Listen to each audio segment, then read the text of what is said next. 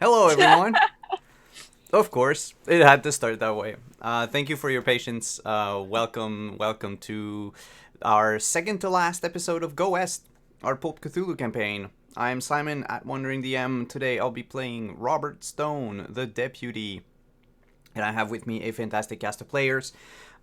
Without further ado, we'll introduce them. But first, I just wanted to tell you that this stream is sponsored by Magen Press.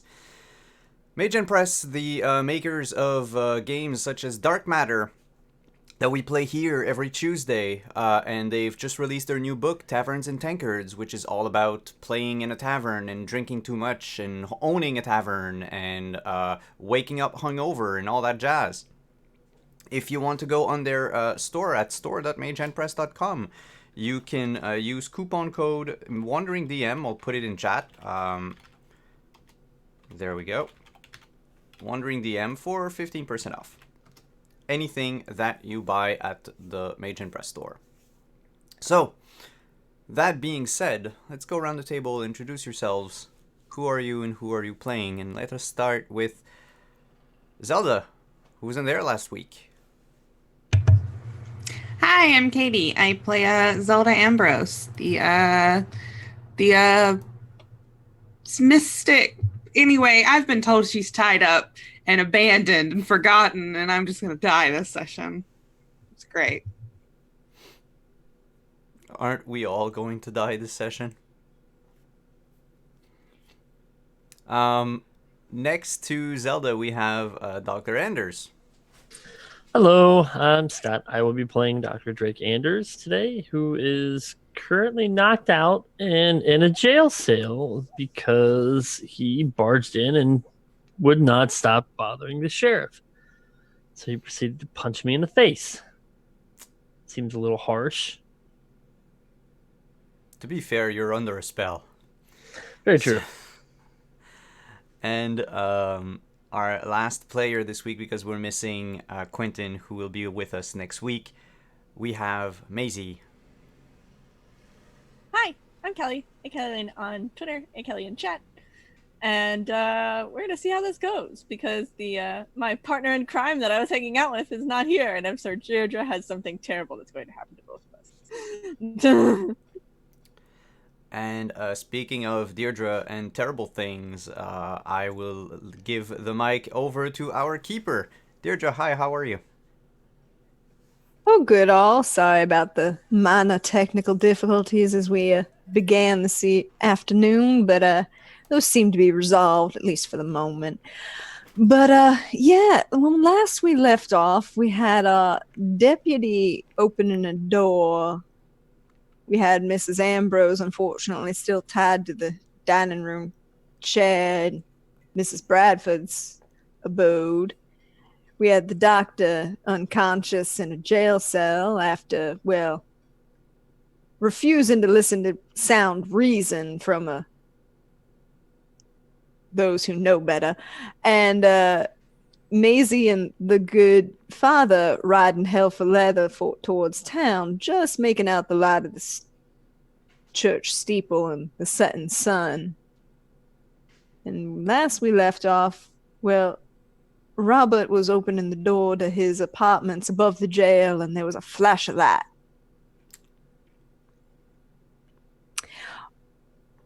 Robert, I'm unfortunately obliged to inform you that due to certain choices that you made, ones that you yourself decided to eat things, didn't necessarily agree with you in a long-term manner. You see this flash of light as you open the door, and this wave passes over you, and you feel it, but you can't see it. It feels like being knocked off the deck of a ship in a storm. High waves and water churning around you. You feel that wave pass across and through, and you feel like you're swallowed salt water. But there's nothing there. You're coughing and gasping, but you can't get anything out. You feel another wave pass over you. And I need the doctor to roll me a luck roll and Maisie to roll me a powers check.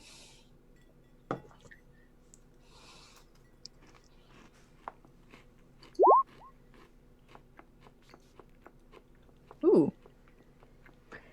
Okay. Ooh. Okay. And I need the doctor to roll me a powers check. To roll an advantage. Yes. Ooh.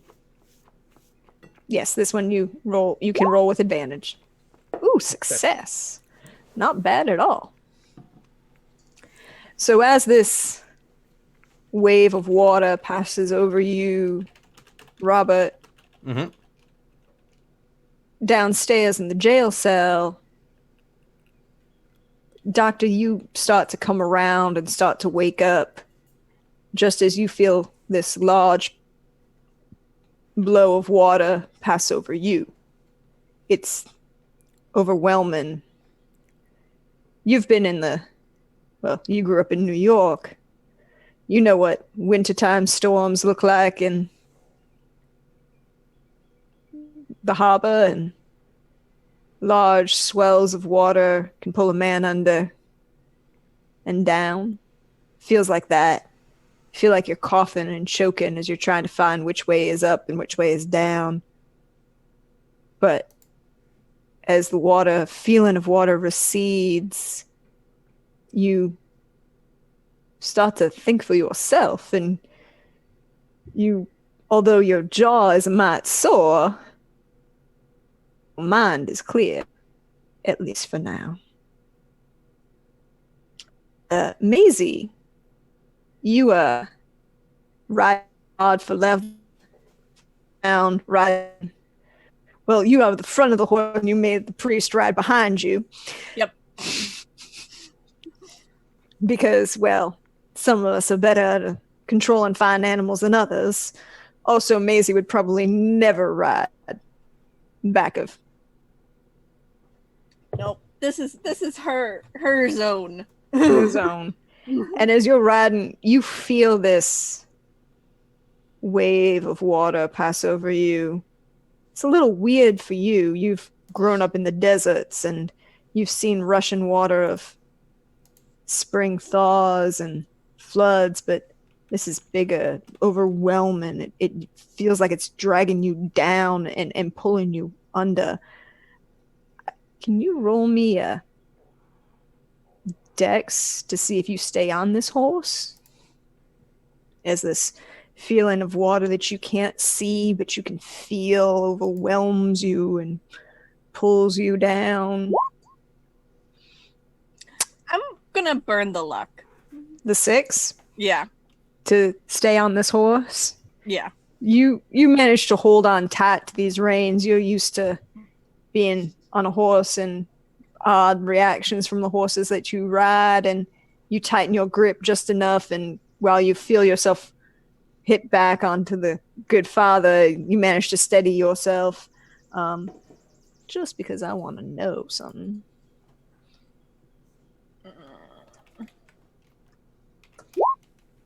The father manages to hold on to you and doesn't fall off the horse as well. But as this feeling of water recedes, as you're coughing and choking out the salt water in your lungs that isn't there at all, you feel your mind start to clear. And I need the 3 of you to roll me a sanity check, please. I am full of cat slobber. Okay, well, Does that grant advantage or disadvantage? has no effect whatsoever on your sanity check. It might have effects on your dexterity. Oh. Well, look at everyone succeeding on their checks. Sorry, I got lost in all the sheets because I couldn't find my name. Do you remember what it is? And Ooh. I fail. If you fail... Oh! Oh! Ow. Oh, yeah. If you pass, you only lose 1. But you are transfixed, Robert. You are staring at this light and you can't look away. You're disconcerted, disoriented, overwhelmed by this feeling of water and shock, and you don't like that feeling, do you, Robert? Well, now, yes. I don't like it. Well, we're going to cut away and come back to Robert in a little bit. We're going to go see our dear friend Zelda, who unfortunately is still tied to a chair in Mrs. Bradford's dining room, and we're going to rewind the clock about half an hour As Zelda, you come to, and as everyone else was sitting there next to you, and you have vague recollections of a dream and a wide open desert.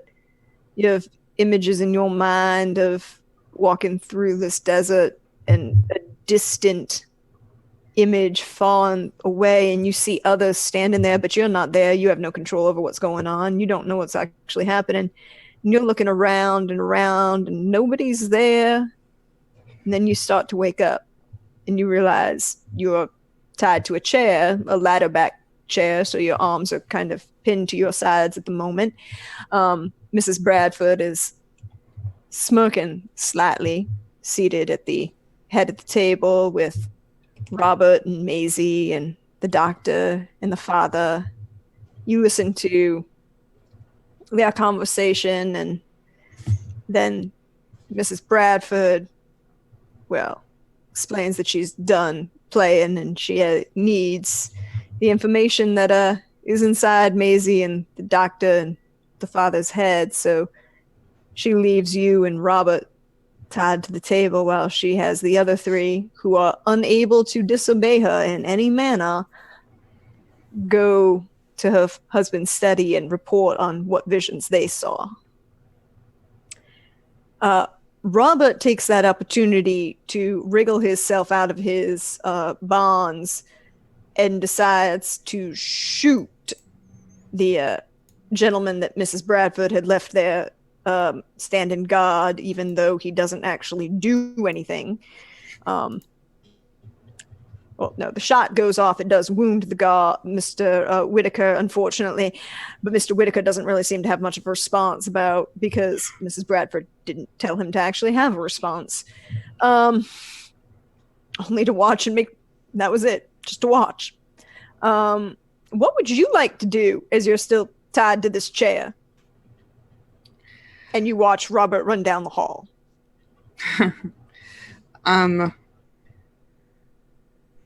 How are my hands tied in the chair? Like tied to the sides of the chair or behind me? No, they're not tied behind you at all, and there aren't any arms on the chair. It's just literally like you have, if you've ever seen images of old school etiquette with practice boards about tied to, so have you have perfect posture? It's like you're tied to the board.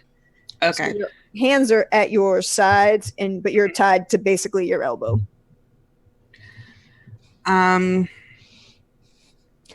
You can use dexterity if you want to try and wriggle out of them, or you can use strength if you want to break them. Oh, this is gonna be great. Yeah, I think she's going to try to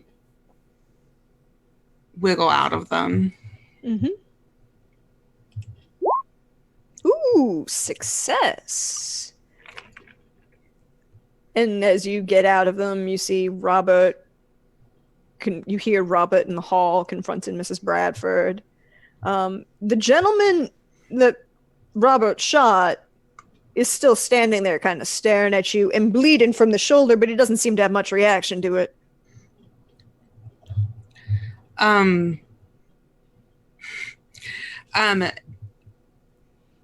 Does he have any weapons on him?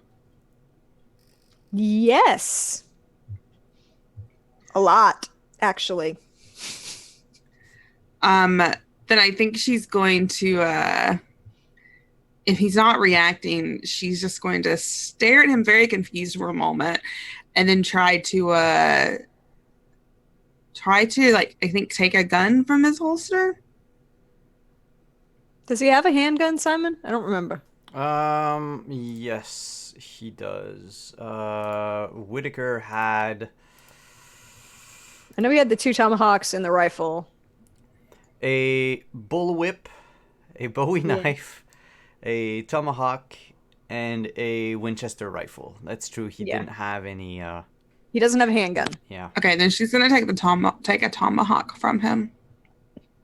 He just kind of stares at you for a moment, and you hear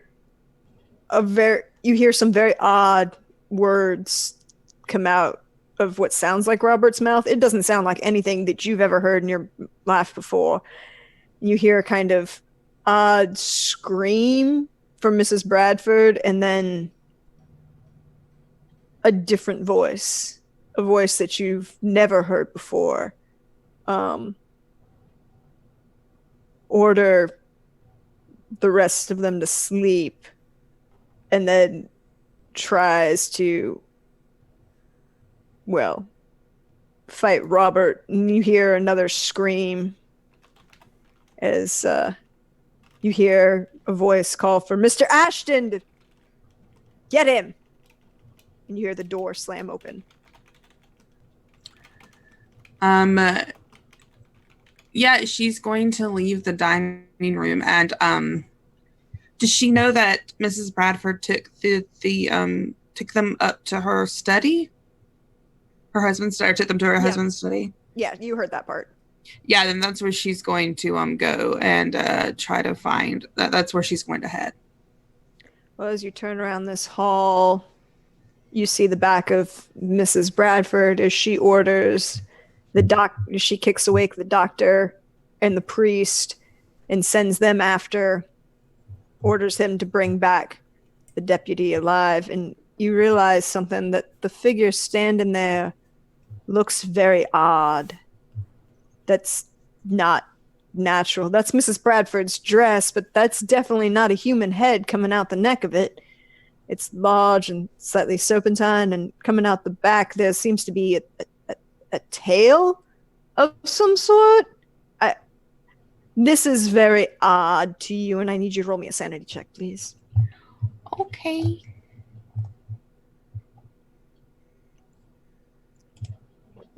Oh, sorry. It's okay, we'll just take the 0. Ooh, success. You don't lose any sanity, but you're very disconcerted as the figure turns and wakes up Maisie, and you hear a bunch of people riding out riding out through the yard. You hear a distant gunshot a few moments later, I should say. And you see Mrs. Bradford lock the door, and then instead of turning to go back towards the dining room, proceeds up the stairs. Yeah, I think she's going to try to follow Mrs. Bradford up the stairs, just sneak up the stairs a little bit. Okay. Could you roll me a stealth roll as you're trying to ride up those stairs? Yeah. Oh my god, why do I keep hitting that one? I'm just not paying attention, I'm sorry. It's okay. It's still a success. Yay. You managed to be very quiet up these stairs as you see this figure that's still very disconcerting walking up, and you see a hand kind of emerge as she gestures, and it's odd. On the fingers on that hand, the green, the scales rising from it are truly disconcerting, but the very long talon-like nails that are dripping, well, no, they look like they're dripping, but then you can't quite tell. Is it blood, or is it just the polish on her nails? It's hard to tell at this moment. She kind of gestures behind her as she walks in the door of her room, and you see something. As the door closes, you see something kind of emerge around the door itself. You're used to dealing with slightly more esoteric and, shall we say, occult items in your life, madam.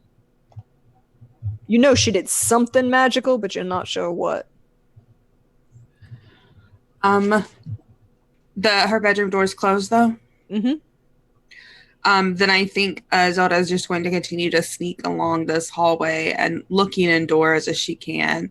Well, I can even make your life easier and show you what that second floor looks like.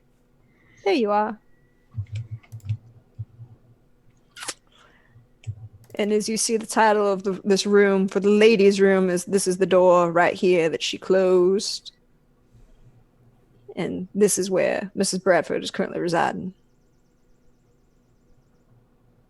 And yeah, I think she's just going to uh, continue sneaking along this hallway, just trying to get a sense of what these rooms are. Mhm. But she's mostly looking for anyone that she knows, and if she isn't finding anyone, then she's going to try to make her way back downstairs. No, none of these rooms seem to be occupied. It's very obvious. One, you open the door across the hall from Mrs. Bradford. It's a very large, dominating, masculine room, but it seems untouched. Although clean, it's just untouched. Possibly her late husband's bedroom.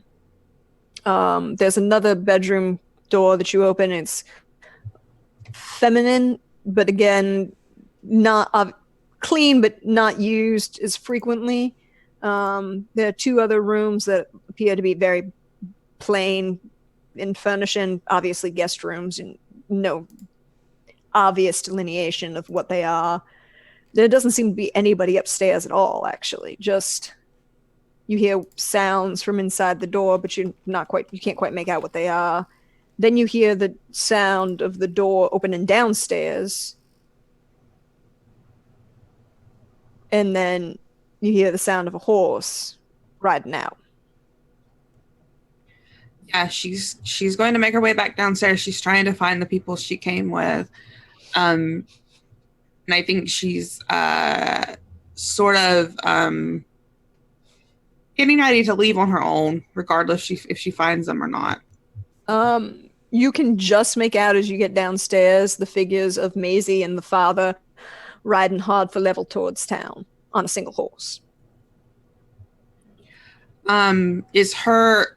And the front door wide open. Yeah, she's going to just look out the front door. Is her horse and wagon still there? No, they were taken over to the barn, but if you look around outside, you can see that the barn is maybe 100, 150 feet from the house. Yeah, she's going to make a run for the barn to try to get to her horse and carriage. Well, you get to the barn. Your horse is there. It's just not currently hitched to the carriage. She can do that. She'll do it. She'll take the time to hitch the horse and ride back into town. As you do so, you'll hear the occasional other shot. You'll hear some other odd sounds in front of you. And as you come across, well, you find the gentleman riding as you're coming back. You find 1, 2, 3, 4, 5 gentlemen in various states of bleeding out on the road.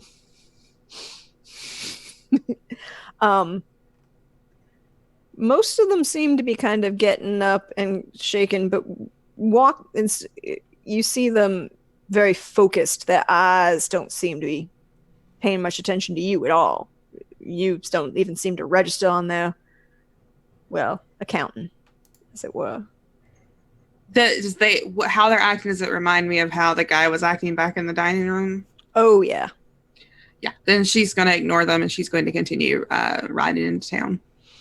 All right. It takes you a little longer. You're on a horse and carriage, but as you're entering town, can you roll me a powers check? Mm-hmm. Hard success. Ooh, very good. As you ride in, you feel this overwhelming sensation of water overwhelming you, almost as if a levee had broken and you got trapped in the swell of the water as it broke through. And it kind of seems to rush over you, and it's cold, deep and cold, as if it was, early flood season. Winter melt had come down through the river, and everything is, flowing through you. It feels almost scouring, cleansing somehow, but it doesn't seem to bother you in the slightest. It passes through you and you're through it, but it's still very disconcerting to you as you are standing in the middle of the New Mexico desert, and there doesn't seem to be a spot of water anywhere in sight. So I need you to roll me another sanity check, please. Okay. Jesus. Yeah. Oh, no, it's a... Sorry, you failed that one. I was 1 point away from a crit fail. Yep. But at least you didn't fumble it. So you're going to lose 6 sanity as well. Great. Great. As you do so. And you seem to be trapped in this moment, in this disconcerting sensation of water in the desert where there is none, and you're looking behind you very paranoid at this moment of what could be going on.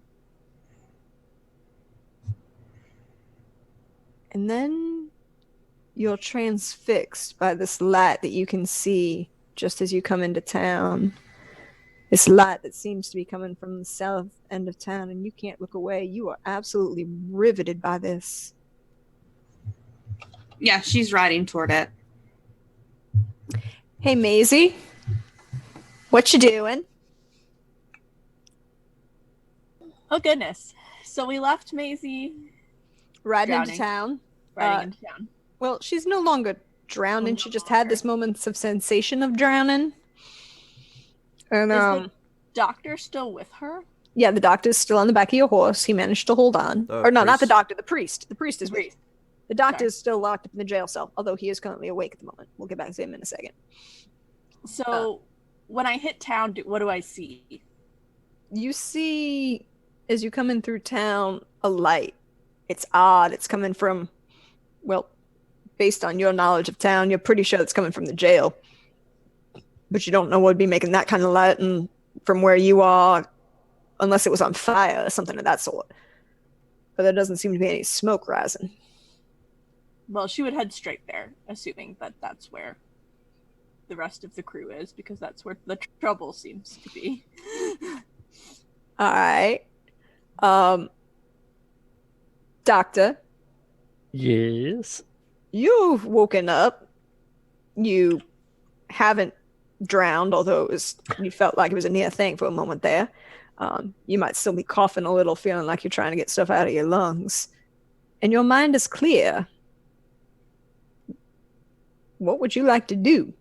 Now, are we aware of what transpired before? Yes, yep. You are all Oh. aware of what happened before because she didn't tell you to forget it. Okay. So I'm aware of chasing down Simon and then shooting all those people off their horses and getting punched in the face. Yeah, would you like to Fine. roll me a sanity check, Doctor, to see if you can deal with your oaths of, that do no harm is a thing for you, Yeah. isn't it? Well, You're yeah. fine. I'm fine. It's still disconcerting and upsetting. It is. It was. There was no meant to kill, but things happen.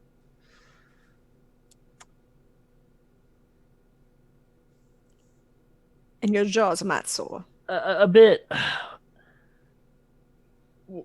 Where in the hell is everyone? And I'm gonna yell, for the sheriff or Robert, anybody. Well, out of curiosity, can you roll me a con check just to see how loud you are? Well, I can. Not very loud, apparently. Not very loud. About the only person who actually hears you is the sheriff, but that's because he's kind of standing in the doorway and kind of turns around and goes, "I'm standing right here." Do you mind opening the cell? Are we going to have a conversation about you ordering my deputy around? That is perfectly fine, Sheriff. Just let me out of here, please. You yourself again, or are you still a little? I believe I'm okay. Other than this hell of a jaw ache I'm gonna have. Seemed to be important at the time, and he Wow. comes over and unlocks the door. Where's Robert? Well, I sent him to go get Edmund and my horse so we can go deal with Miss Bradford, but I ain't seen him in a moment. And at that moment, I'll tell the sheriff, wait here, and I'm gonna go run outside and see if I can find Robert. Minute you walk outside, because the sheriff was kind of just standing in the door. He hadn't actually left the overhang of the jail. Minute you run all the way outside, you see this light coming from the second floor of the jail, and you would see, based on where you are, Robert standing transfixed in his own doorway. Maisie. Right about now, you and the priest are pulling up in front of the jail and seeing a very odd sight of the doctor standing in the middle of the street looking up at the jail, or the apartment above the jail. You would see Robert standing on the doorway on the second floor landing of his outside staircase to his apartment, just kind of transfixed in his own doorway. And it appears that there's a large bruise developing on the good doctor's jaw. Maisie would call out to Robert first. Let's see if he pays attention to her. There's no response from Robert. And then she would start to freak out. And run up to the dock, kind of de-horse, and run up to the dock. I'm glad other people found that funny. And I'd just be like, what in the blazes is going on? I'm. Your guess is as good as mine. I've been unconscious, I believe, for the last, I don't know how long, but What happened to your face? the sheriff happened. For an old man, he's got a hell of a right cross. Maisie is unsurprised.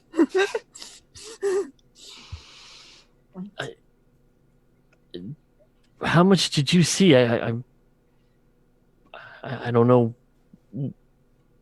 We should probably go up there and see if Robert's okay. Yeah, I think that seems like the next logical choice. He's not responding. Okay, and I'll run up the stairs towards Robert. Just about as you get about halfway up the stairs, almost 3/4, you hear the sound of a carriage riding hard, actually. Might harder than would be expected down through town. And you see Zelda riding towards the jail. Zelda, this light is all you can think about. Yeah, she's just heading straight toward this light. I barely even paying attention to anything on the road ahead of her. She's looking at the light. It's odd. It should be blinding you, like stand in the sun, but seems muted somehow, distant, as if you're looking at a light high above from the water, as if you're underwater, and there's this diffusion going everywhere, but it's bright and focused, and it's all you can think about, all you can see at the moment.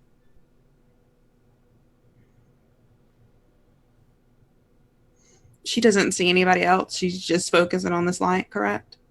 Yep.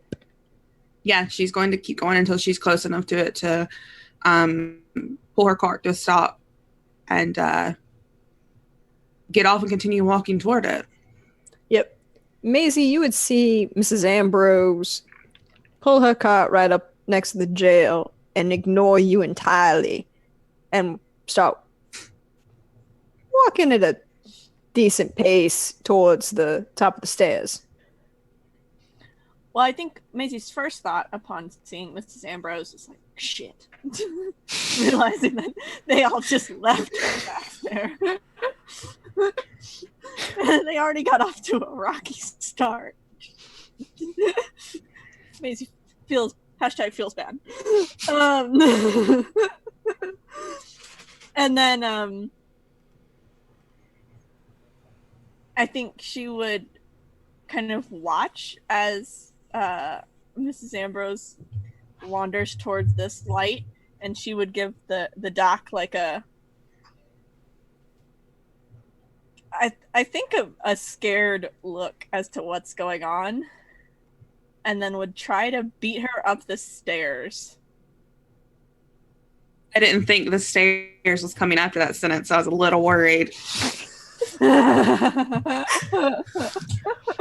So you want to try and beat Mrs. Ambrose up these stairs? I'm pretty sure that's just a move. Yeah, see if she can like get in the way, basically. That'd be just a move. Is that I'm trying to see if it works anymore. Hold on.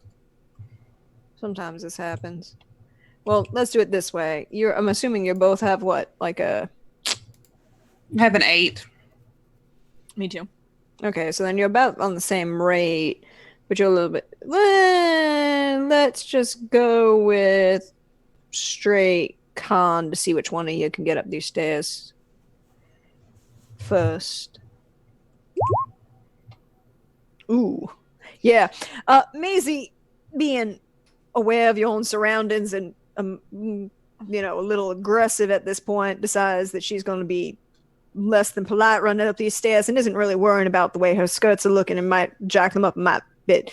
And if Miss Connors were there to see, would have some very negative comments about the appropriateness of the height of those skirts that Maisie is using as she runs up these stairs. R.I.P. Yep. Rest in peace, Mrs. Connors. Well, we're hoping you are, at least.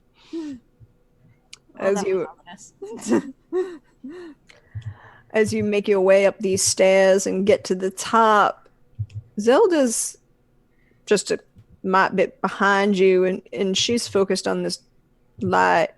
Robert. Yep. You have no idea that anybody else is on this landing.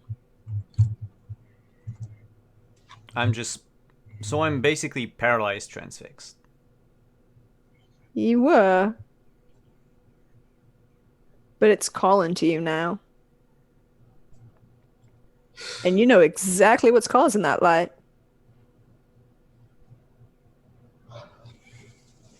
You know exactly where it is in your room. Yeah, I'm going to go get it. So you're just going to walk in and open that drawer. And get the tablet out. As you reach down to touch it, there's another flash of light, and I need everybody to make me a powers check. Hey, I'm sorry, everyone. I rolled the right dice when I wasn't supposed to. I'm just backwards. My colors aren't showing up in Roll20. I would like you all to know that's why I'm rolling the wrong dice over and over. That's okay. Okay, it's the left one versus the right one. Okay, awesome. But okay, so hard success. Success, hard success, and fail. God damn it. That actually makes a whole lot of sense considering what's about to happen. Goodbye, everyone. You wish. There's a flash of light. If the Robert Maisie romance dies when Quentin isn't here, he is going to hurt someone. Yeah, Quentin's gonna be mighty pissed. I wouldn't do that yet. Well,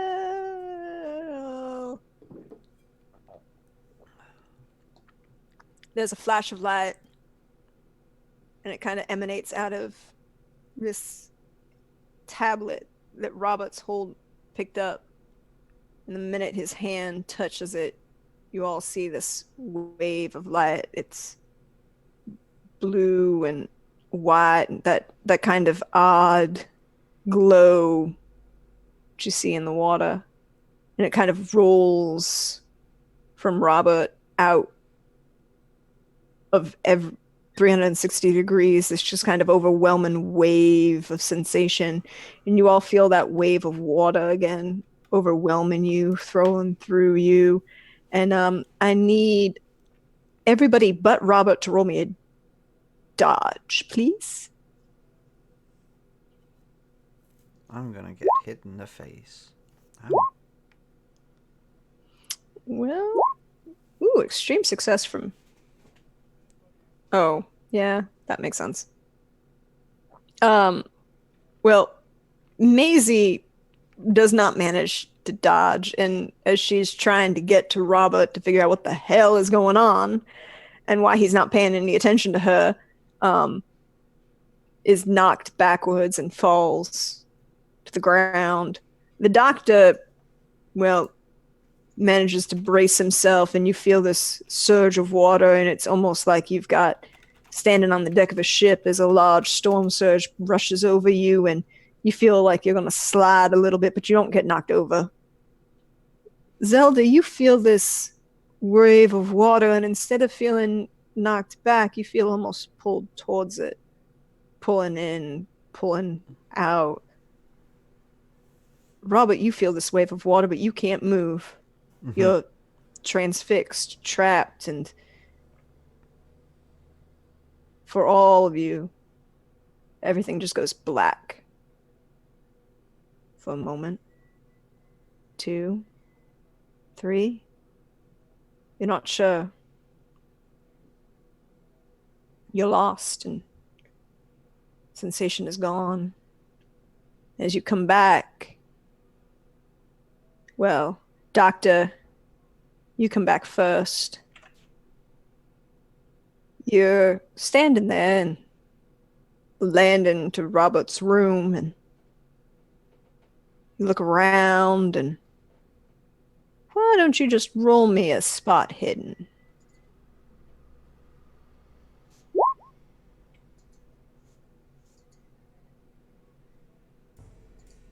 Success. Success is good. As you do so, you'll realize 2 things. 1, Maisie's laid out on the floor next to you, but seems to be slowly coming around. There's like a mic cut next to a small cut on the side of her forehead. Looks like she might have hit her head when she fell. You see Robert still standing stuck, still in the middle of his room, holding something. You can't figure out what that is.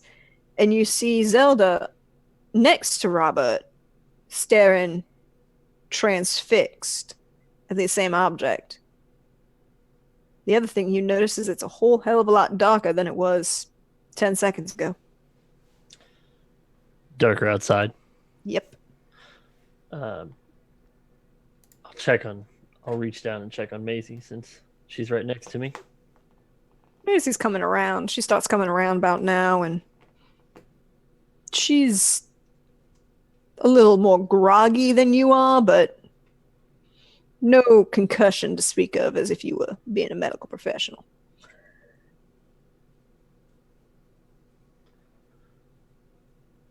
Then I'll help her up. She's coming too.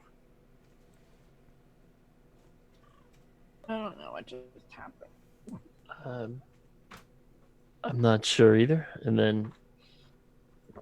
But I think whatever it was has something to do with whatever the hell he is holding. How does this man keep managing to find himself in possession of creepy, weird shit?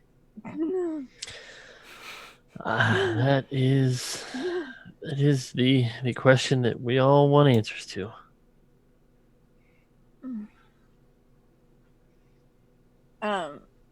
And Maisie would walk up to him, and I'm cold.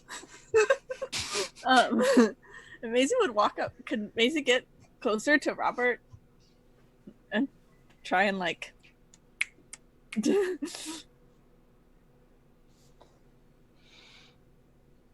There doesn't seem to be much of a reaction. Or anything at all. Can she smooch him? You want to smooch the non-moving man, go right. It works in the stories. Does it work?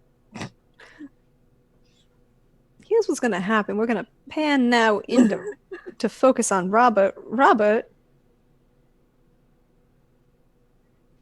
I need you to roll me a powers check. Yep. Fail. I could not roll a single success today so far. This is going going to be an interesting thing. Well, you start to hear things behind you. You hear the doctor moving. You hear Maisie walking up behind. Hear Maisie snapping her fingers at you, but you can't react to any of that because you are transfixed, staring at a woman that you know is dead and gone. Right in front of you.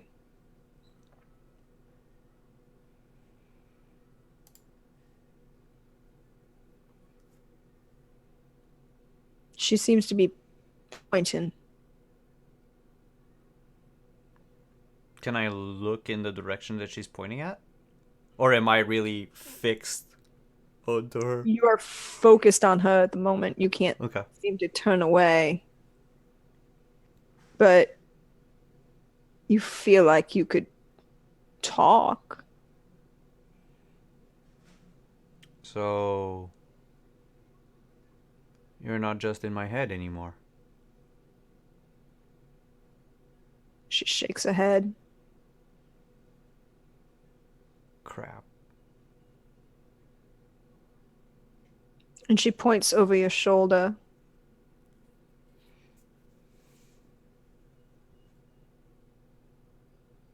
What's over my shoulder? You're a military man, are you not? I was in the army for a while. You have some vague understanding of cardinal directions. Mm-hmm. If you were to ascertain basic understanding, you would understand that she was pointing to the northeast. Okay. And then you see her just kind of smirk a little. And at that point, Macy kisses you, and I need you to roll me a powers check at advantage. Because we have established in this game that wife has power.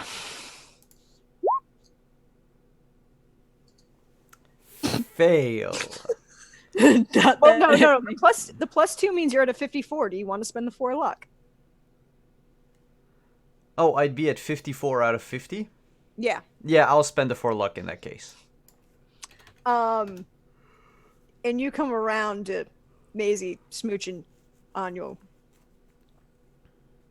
I'll return the smooch. Okay, well, we'll come back to that in a second. Hey, Zelda. As you are standing here transfixed at the object in Robert's hands, you also notice this shape, figure. You think it might be human-ish. You can't quite make it out. You see it, Robert go to talk to it, and then you see it kind of shake its head. You'd guess it's the head area, the smaller blob on top of this bigger blob, and it just kind of goes back and forth. So you think that somebody's shaking their head. You can't, swear to it. And then they kind of raise their arm and point vaguely over Robert's shoulder. And you hear a voice in the back of your mind saying, "Now you're mine. Don't worry. I like you." And you just kind of feel that recede from you as you do. And you kind of come awake as you're watching Robert get smooched on by Maisie.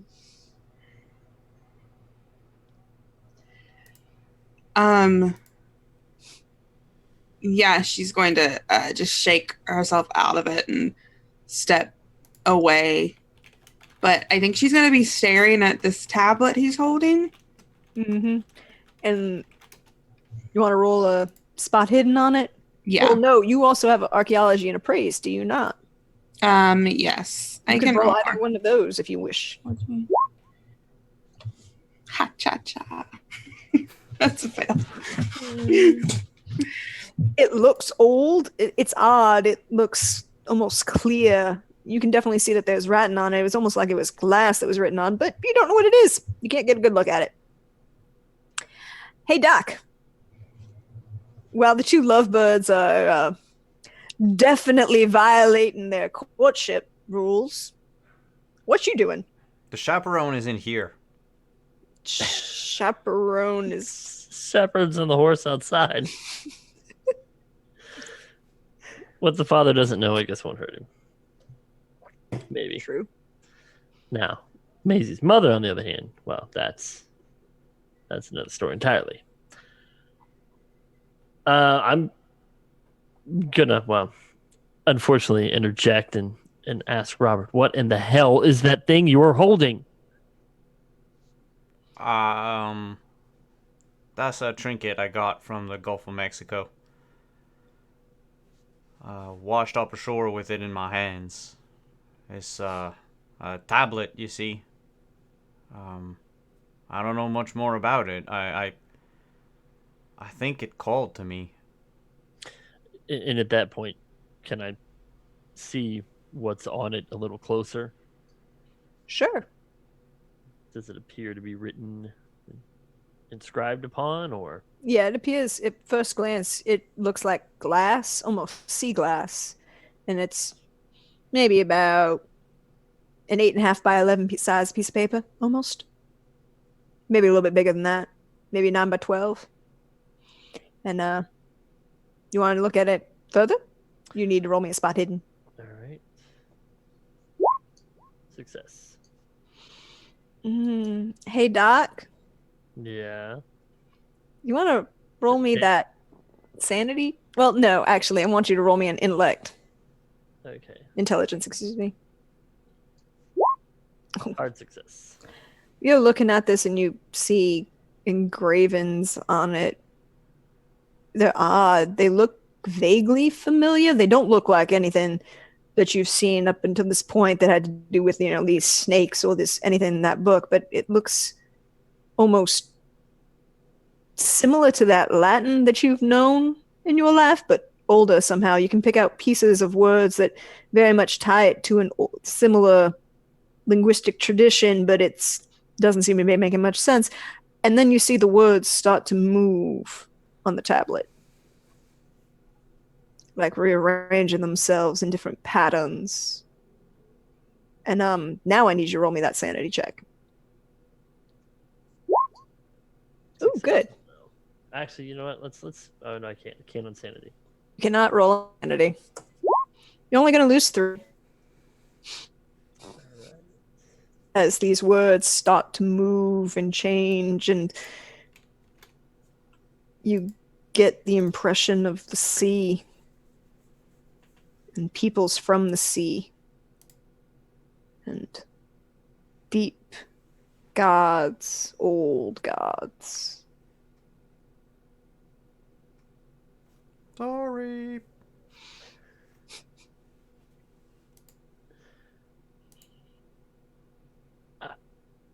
And you said you washed ashore with this? Yeah,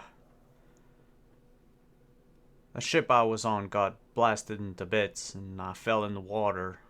And when I came to on the shore in Mexico, that was by my side. Have you shown this to anyone?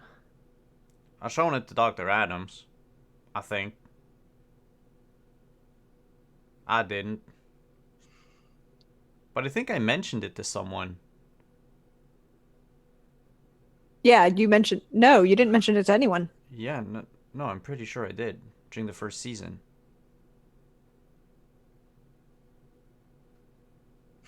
Well, The only anyway. person- The only Not person while I was there. No. You didn't. Was amazing. there were a couple things that happened, but you've never mentioned it to anyone. You've seen some changes in it, but you've never mentioned it to anybody. Okay. You've talked about showing it to Dr. Adams, but you never have. Okay. I can't make heads or tails out of this, but I can read some of it. Some of it kind of seems like it's almost Latin. I'm not completely sure. I'm assuming this has something to do with everything that's going on at the Bradfords and everything that's happened around here. Well, you remember that time where we were near the giant door Yeah. with the staircase and all? Well, I think whatever it is, that tablet protected me.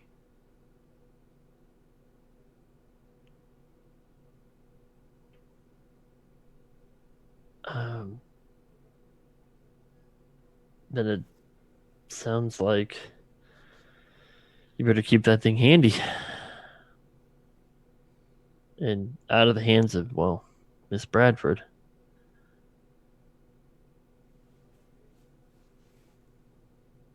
Aye. Don't know what to say. I've never seen anything like it, but that seems to be pretty common around here.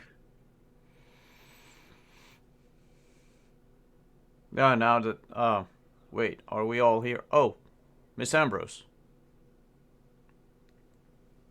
Glad to see you're all doing all right. I thought you were still passed out at the Bradford's ranch. When did you arrive? Just got here. I'm very sorry I didn't have time to cut your bonds. No, it's all right. I can take care of myself. Um, Was that light that I saw coming from you? Did anyone else see that light? I saw light coming from this here thing. Oh, all right. What the hell is that? I mean, I know you said you had it when you washed up, but you've got to have some idea what it is, right? I don't know, I saw these things underwater, and next I remember, I'm on a beach near, and I think the name of the town really is Chihuahua. In Mexico. And, yeah, I had this tablet with me.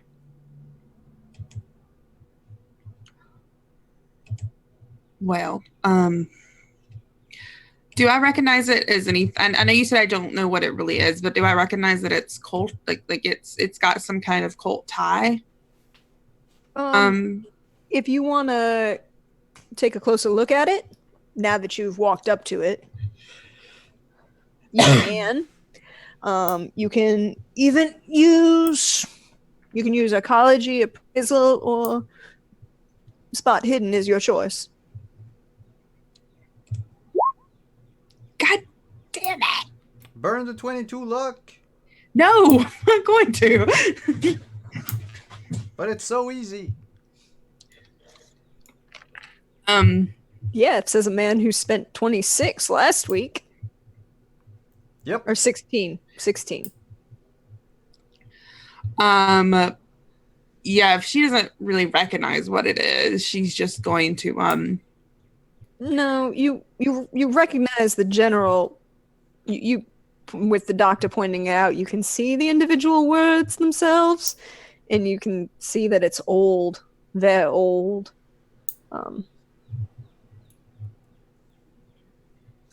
Lead pure for glass, particularly a glass of this age, or at least glass that you get the impression from the others that it is. And you can definitely tell it's occult in some nature. You're not sure what. Can you reach out and touch it? You want to put your hands on it? You want to, use your mind? I want to know. Oh, I'd like to touch it with my brain. Do you have telepathy or just divination? No, I just have divination, but I think I'm going to try to specifically see if I can trigger any sort of vision to do with that tablet. Cool. So I need you to roll your magic points And your D6 for magic, or D10 for time, and D6 for magic points.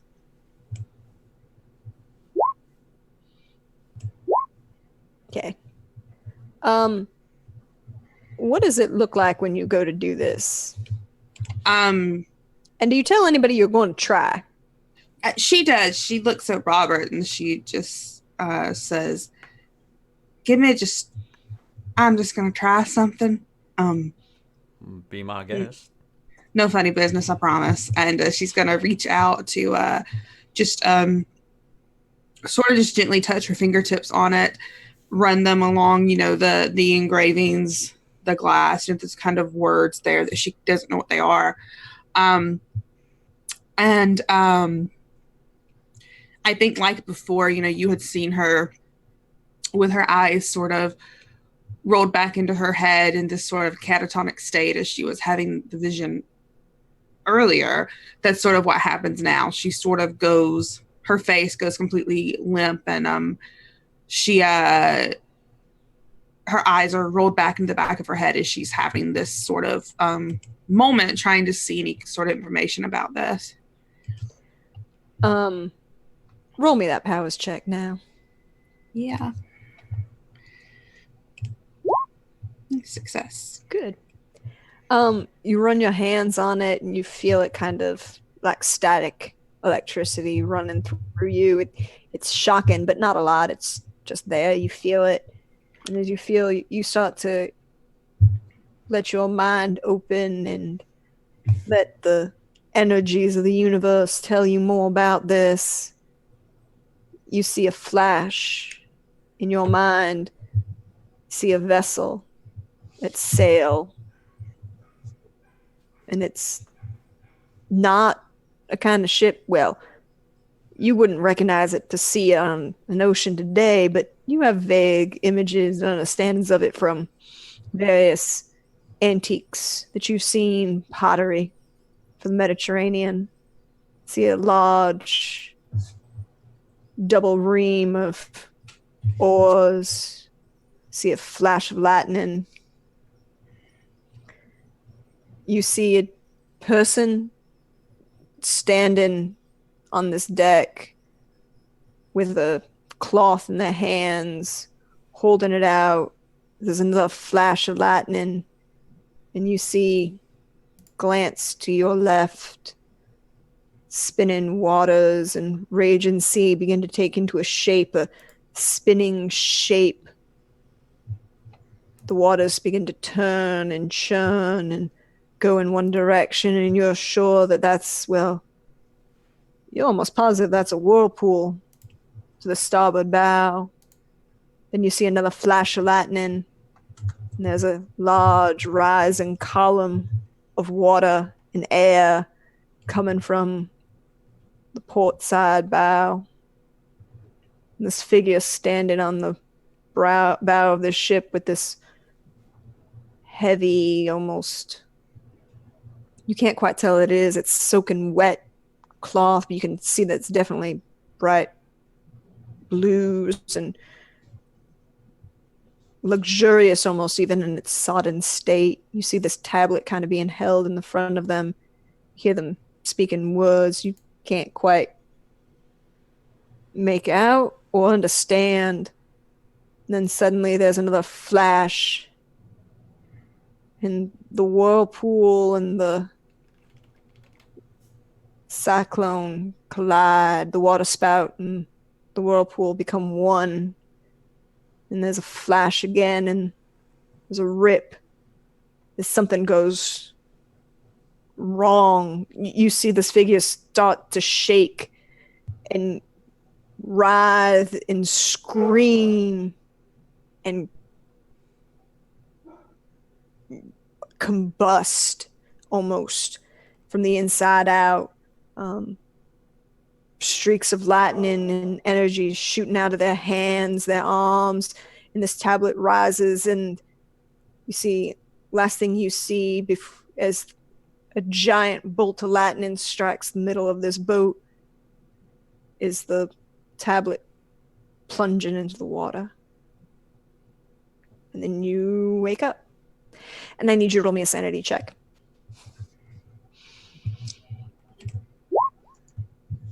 Oh, good. You don't lose any sanity from seeing this image.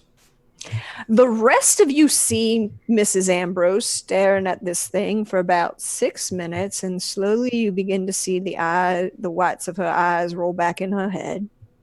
And you see charges of static electricity just kind of ping around her. You see that it starts to move through her clothes and into her hair, and you see her hair start to kind of frizz out as if she had like standing in a real bad energy rainstorm, or if you put your hand on the static ball in one of those children's museums and your hair goes out about 6 feet wide. That's what you see with Miss Ambrose. It's bright, shocking red hair on this charming individual staring out about 3 feet from the side of her head. And then all of a sudden there's a sucking, almost like vacuum, and the energy dissipates and is gone. How you doing, Maisie? This is a lot to take in.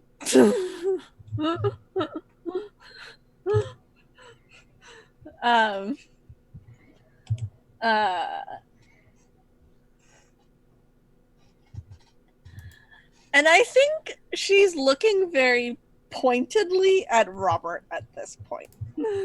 Like,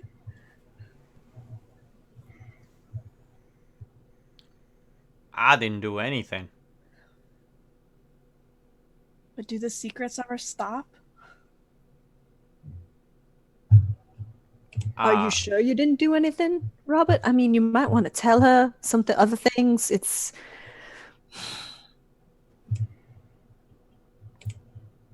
All right, Maisie, can you give me a second? Shut up. I don't know what you're talking about. I think you should tell her.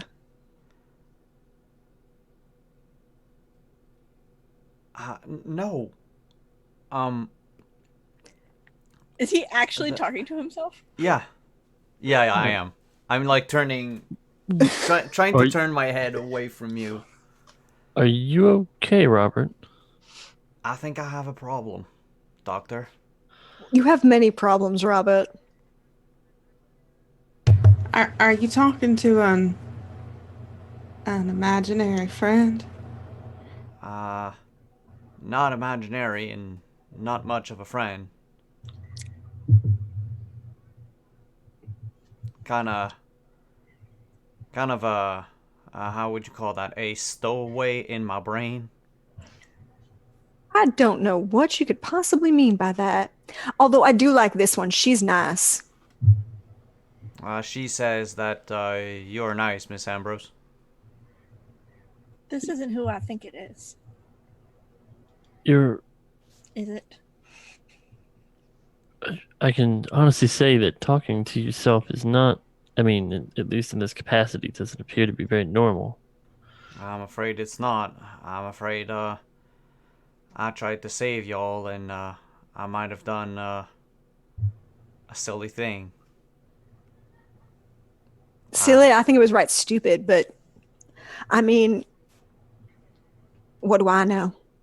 I wanted to make sure that, Miss Bradford wouldn't get to the book in one piece. So I tore up a page of the spell book and I ate it. I seem to be missing something here. Is this normal? No, it's not. And I think Maisie turns away from everyone for a minute.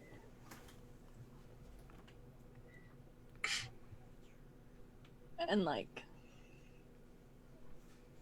not facing Robert. She just says, you didn't need to do that. I was trying to help everyone. Y'all were under a spell. I tried to burn the book and the book wouldn't burn. I completely understand why you did it. I'm just saying you didn't need to. I mean, you might also want to tell her that this wasn't the only copy of the book and it really didn't serve much of a purpose. You know what? I really wish there was a way to shut you up right now. I mean, you might want to ask Mrs. Ambrose what she saw, or you might want to also deal with the small problem you had after you all went all little bit for about 6 or 7 hours. Seems like we lost 6 hours.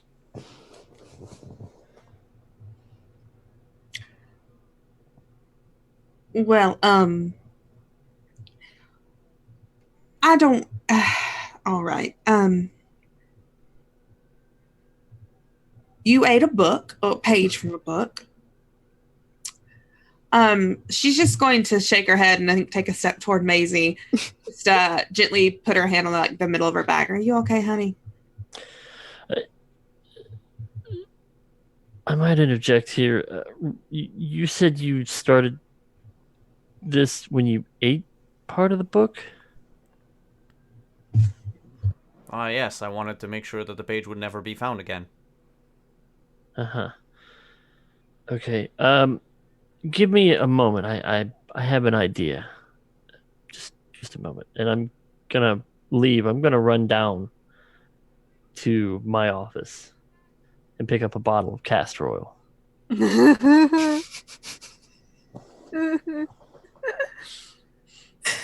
He deserves it, but go right ahead. Just a theory.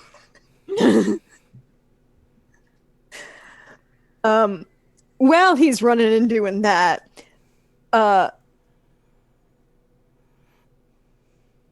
Doctor, you would definitely notice that it is much, much darker as you come down, and the lights in town you can only really see lit up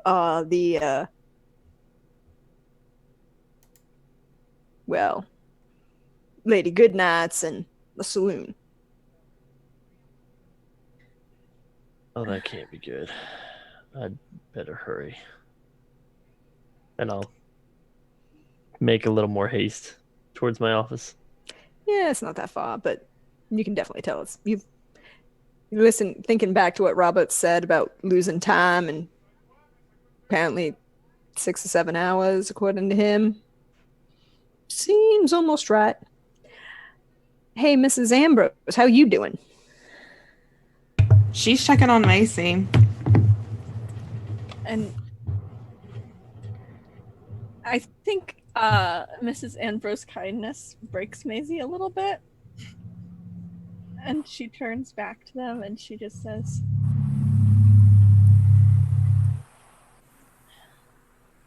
I keep getting upset with all the secrets, and it's clear that they're not helping anything. And so I have one of my own. Robert, you didn't need to do that. There are pages of that book in my room. Yeah, Robert. There were already pages missing from that book. Robert is stunned. It looks like to me that this book is a cause of a lot of problems. Was it a specific page that you ate, Deputy? I took a random page out of it. Just a random page. That I did. You wouldn't be keeping anything from us now that all the cards seem to be out on the table, would you? No, I am 100% honest with you. Yes. Macy, what pages do you have, honey? I'm not sure. I can go get them. I just took a few pages out of the back. I'd like to look at it if you don't mind. Well, the whole reason I took pages out of it is because it seems like people who look at this book start to go crazy. And I would rather that not happen to the love of my life. And Mrs. Ambrose, you've been nothing but kind to us, and I'd rather it not happen to you too. Well, I can take care of myself. I've said it before, and I'll keep saying it. You don't have to worry about me or my mind. Yeah, her mind's going to be gone right quick and in a hurry. I'm going to help you. I've already lost the love of my life. I'd like to not see that happen to anyone else.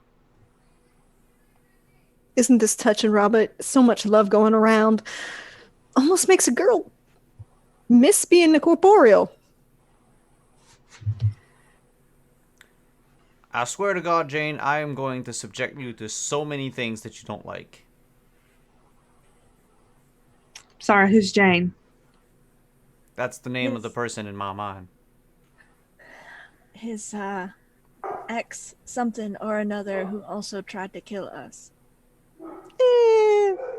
But I also know how to hurt her. If you tear a page of the book out. Remember what I said about singing every time you saw Maisie? I'll start doing it. Remember when I told you about Maisie? She just looks at Maisie and goes, I'm going to try to help you, but I think this might be beyond me. You know. Well, Robert still has the rest of the book, I imagine. You can look at that, and if we need the other pages, we can go get them from my room. Yeah, I'd appreciate that. It'd be about this point where the doctor returns with his appropriate supplies. Okay, I got two choices. You can take a tablespoon or two of this castor oil and we can wait it out, or you can slam a bit of this Ipecac syrup and see what happens after that. Either way, that page will be coming out of you. It's all on you, Robert. Before you do that, can I have the book? I don't want to witness this at all. Don't know you fine folks that well. In fact, how about while that happens, I go take you to get the other pages of the book. I would appreciate that, yes. Alright, I'm gonna hand the book over to Maisie. And I'll say, once you have the pages and everything, you can show Miss Ambrose. I will. You two gentlemen don't have too much fun. Oh, it'll be a walk in the park for me. Can't say the same for Robert here.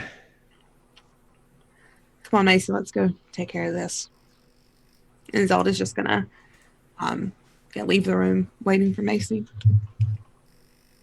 As the two of you walk out and go down the hall, Robert, and go down the stairs towards the Coldwater Sundry store, Robert, just for my intellectual curiosity, which of those two choices are you going to pick? Which of those two choices is the quickest? Probably the Ipecac. Theoretically, the Ipecac. Yeah, castor oil is considered a laxative. Yeah, When that ingested. might take longer. Yeah, so the Ipecac might be a little more immediate. I mean, if you wanted to be right quick and an immediate, I'm sure that the doctor has some practice with poison cases. But the Ipecac would be less invasive. Yeah. So Ipecac makes you what? Vomit. Okay. I don't know. I've never taken it in my life. Yep. All Ipecac right. would make you vomit. So you're going to choose the Ipecac option. And I think on that note, wonderful that it is, we're going to take our break for the day. Good Come right idea. back. While I puke my innards out. Most appropriate, fade to black. I can't wait until this does absolutely nothing. We shall see. We shall see. But we'll be back shortly, y'all, with whatever happens. Yep. Just to spite me, there's a leaf stuck in my window, and whenever the wind blows through it, it makes a sound for some reason. It's not helping. All right, we'll be back, everyone.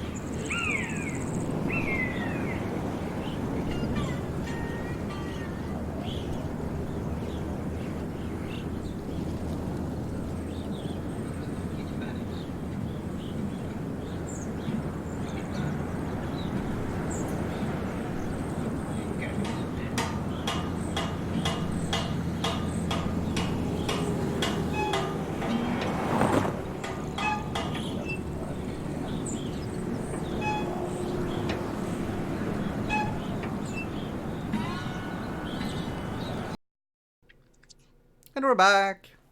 Hello, everyone. So where were we? Well, Oh, yeah. Robert's being a mite sick at the moment. Pretty much. Actually, it's less dry heaves and more actual vomiting. Doctor, you are a medical man at heart. Yes. Out of curiosity, did you do this procedure in Robert's room or outside somewhere?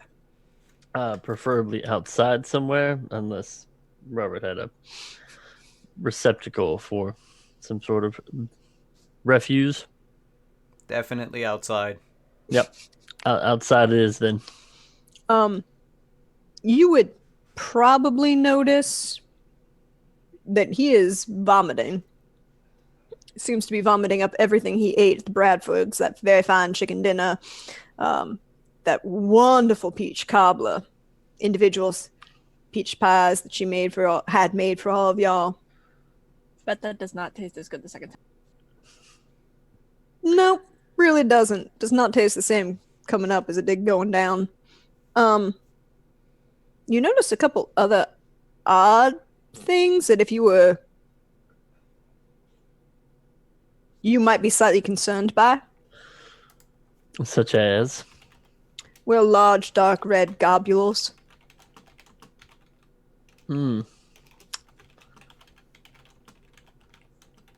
What has this page been doing to your insides? But he doesn't seem to be exhibiting... Well, you could roll me a medicine check. It's part of my backstory. I have stomach cancer. You don't know that. Well, now we do. Except I probably couldn't diagnose cancer if I wanted to. Success. You do have a success. It doesn't, if you were... It doesn't appear like there's any bleeding from his, like, if you had a stomach ulcer or anything like that. They're just dark red and definitely don't correlate to anything that you saw the gentleman eat in the last 24 hours. Or even doesn't look much like food at all. They're kind of semi-solid and odd. Did the page turn up anywhere? Nope. That's a bit worrisome. Are you gone now? No, I'm really not. Oh, Jesus. Well, I don't don't think think that he's worked. here. I don't think that worked, Doctor. I think we might have bigger issues. And I'll point to those dark red objects in the vomit. I I'm not exactly sure what that page is doing to your insides, but it's still in there. Maybe, maybe not. The voice in my head says, maybe, maybe not. Well, then, does the voice in your head have any ideas of how to get rid of it? How do I get rid of you, Miss Langley? Me? Not a blessed clue. I'm not even sure how I'm still here. Well, aside from the fact that I was tied to that book, apparently. And I told you that when I came to say goodbye. Just pointed that out there, that I did warn you. How to get rid of that page? I don't think it's a page anymore. I think it's too late, Doctor. I think I'm gonna have to live with her inside my head for the rest of my life. Oh, maybe not the rest of your life. Also, sanity is not really that important, right? Not really. I mean, the lower you go, the better it is, right? It's your choice on that one, honey.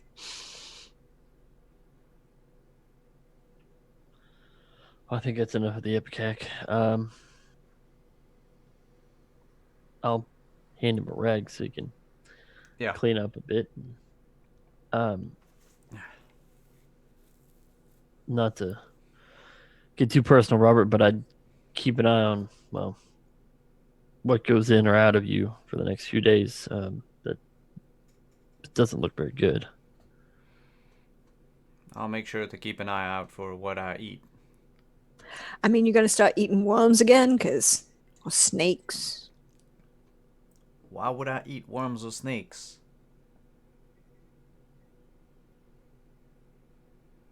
Just a concern. Maisie, you and bringing Mrs. Ambrose back to your abode. I'm around. Yep. So Maisie would like unlock the store and gesture Mrs. Ambrose inside, and she'd probably just say, while we're here, if you need anything, feel free. Help yourself. Kind of all in this together at the moment, and best that we all have what we need.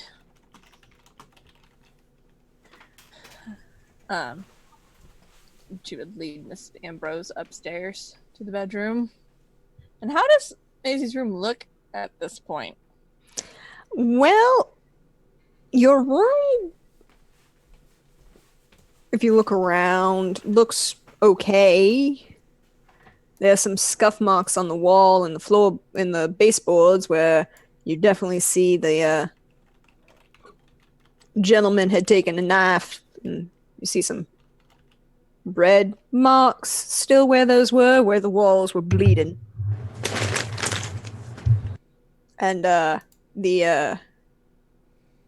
mark in the middle of your floor is gone. That's comforting. So Maisie would probably go.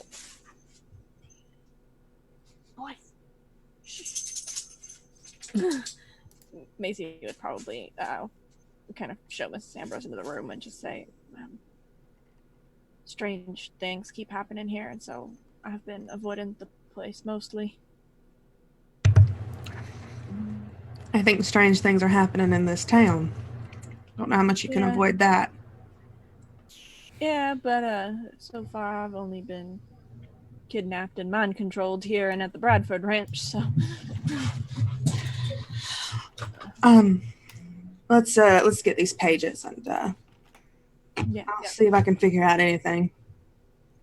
And she would go to her bookshelf and pick up Ovid's Metamorphoses and take the pages out of the book where she'd hidden them, fold it up, and hand them over. And she's like, "Here's the ones that I ripped out."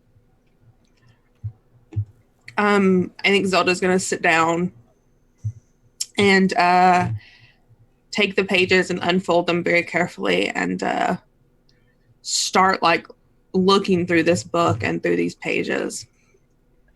And Maisie would just warn her, like,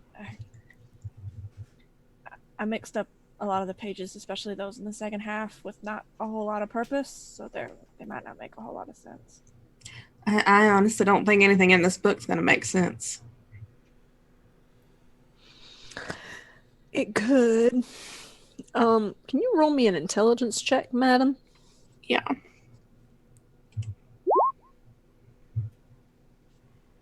I'll spend the luck. You'll spend the 9. Yep. You sit down and you spend your time. You start sorting through things and you figure out kind of where things are going. And as you're doing this, you feel something else take you almost. It's like the book wants to be back together in the right order, and it starts showing you where these pages are supposed to go and the order that it's supposed to be in.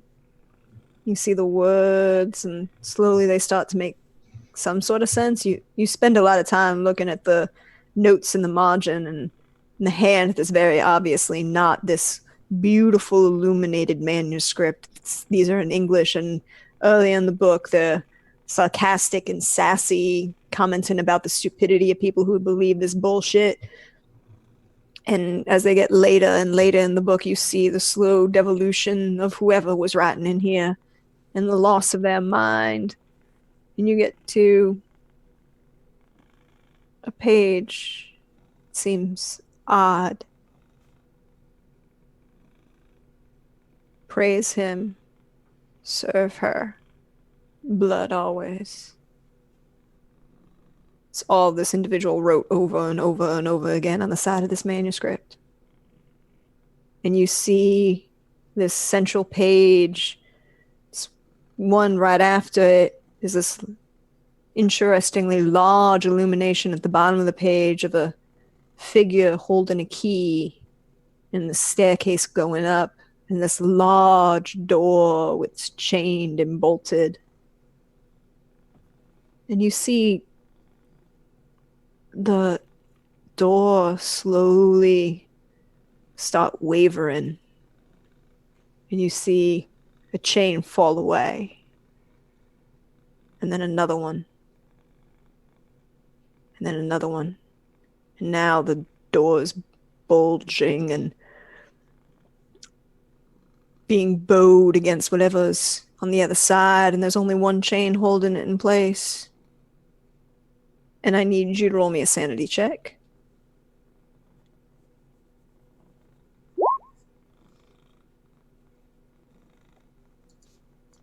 Success! Barely. You only lose 1 sanity for succeeding. That's cool. And I need everybody to roll me a listen check, please. Me as well. Everybody. Cool. Doctor fails. Zelda fails. Maisie passes. And I... Have a cat. Yeah, he's sitting on my keyboard. Porthos, move. Yeah, you get down with your poopy butt.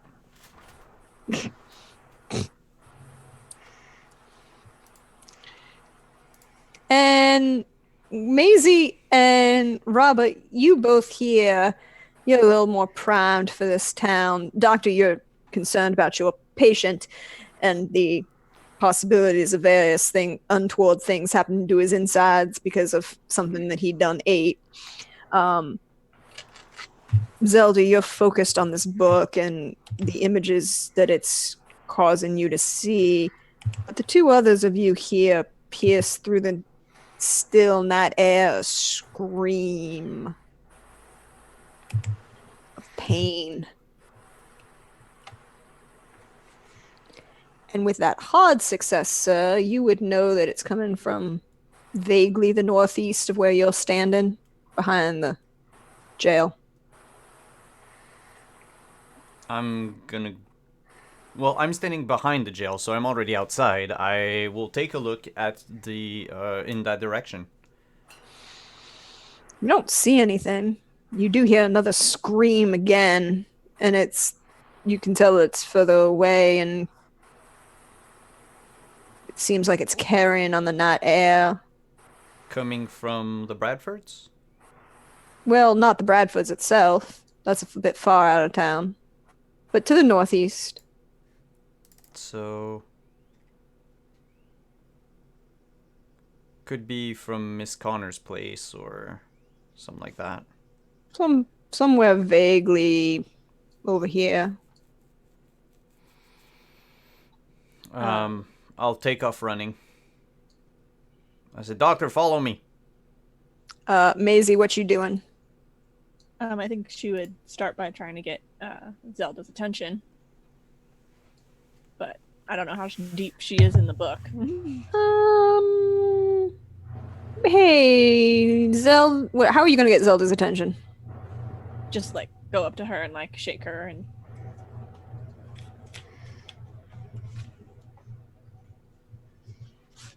Is she able to? Yep, she's able to shake you out of it. What? What, Maisie? I just heard a scream from outside. And? And I'm sure if the boys heard it, they're gonna go after it, and we probably don't want them to wander off alone. Well, you can feel free to go. I need to figure this out. Okay, I don't think your beloved would be too keen on you wandering out there, but if you feel you should, then go. just like you, I can take care of myself. I have a feeling you can. I'll come back and check on you. Just if you head out, lock the door behind you. But I'll be back once I figure out what's going on. All right. Zelda's going to go back to reading. And Maisie will leave. She will stop and pick up Susie. Picking up Susie might be a mite useful at this point. As you're running out, as you're coming out of the Coldwater Sundry Store, you would see your dearly beloved running in front of you. Really just run right by you at this point, based on distance and timing. Doctor, are you running behind the good deputy? Yeah, as soon as he took off, I'm right along with him. Cool. So the three of you and Zelda, you're gonna stick with the book. Is that let's just making sure everything's going on the right way? All right, then. Robert, you hear another scream of pain, and you see a flash of light, green light behind you, or where you're running towards, behind a couple of the houses, back behind Mrs. Connor's house, where that bright red cross is on the map. Bright red cross? Mm-hmm.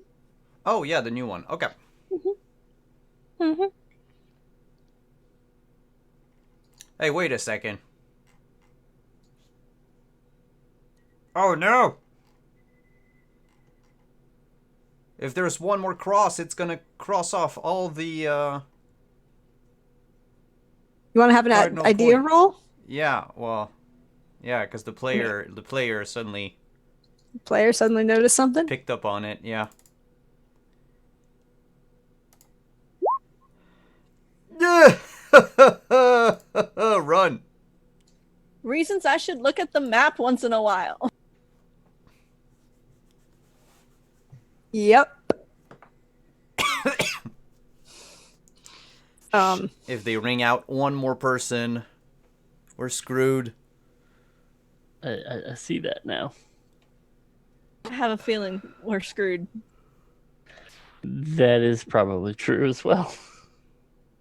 So as you, well, the deputies are not faster than a couple of you other people, and had a head start. So he's gonna break around this corner just as the second green flash of light. Roll me a luck roll, deputy. I sure can. Oh no, wait, I sure cannot. I don't have luck. Not anymore. You see a figure disappearing into the darkness, but there's something there Darn it. on the ground in front of you. Who Figure is it? lying there on the ground. You have to get Mike closer to figure it out. I'm gonna get closer. Right up there. So the doctor's right behind you. Maisie's right behind you. Two of you come running up, and you see the deputy approaching this figure on the ground. It's, well, based on the dress, you would say male. Well, no, excuse me, female. Wow, I can't even today. And based on the dress, it's a might fine for, well, most folk in this town.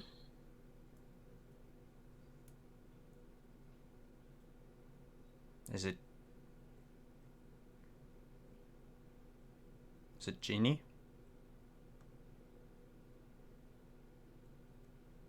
Mm-mm. Who? Oh, Geraldine. Yeah. No, it does not look like Geraldine. You can tell it's not Geraldine because the hair is definitely not blonde. I doubt it's Miss Bradford. You go over to the figure and you look at it and it's like, that's a really nice dress, you think. And you roll the figure over.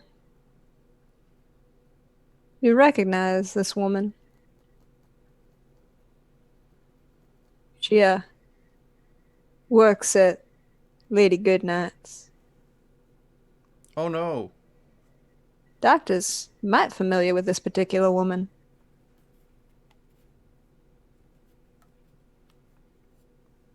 Doctor's also muted. Oh no, I'm aware.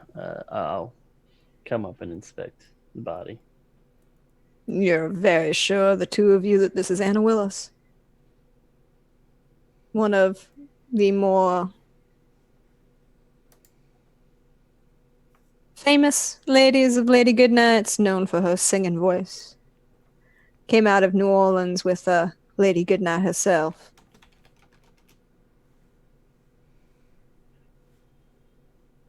And I'm assuming the body is wrung out as the others were. Indeed. But this time, you see, in addition to the arms folded across themselves and kind of wrung together, you see the legs themselves are kind of twisted. And again, the dress is pristine. All the damage to the body and all the possible damage to this dress doesn't seem to be harming the fact that it's brand new and, well, cleaned at least.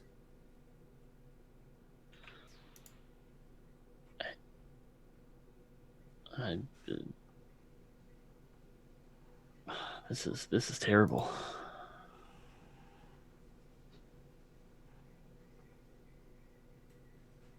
I mean, this is what, the fourth body we've had. Well, at least like this.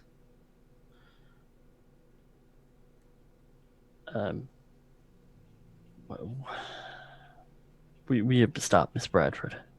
Whatever the cost, we have to stop her. Yeah.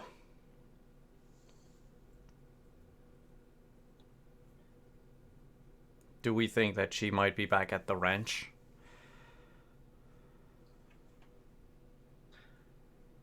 I mean, I don't know where else she would have gone. Zelda was the last to leave. We could check with her and see if she saw Miss Bradford before she left. Good idea. And Uh, Maisie, you're walking up at that point.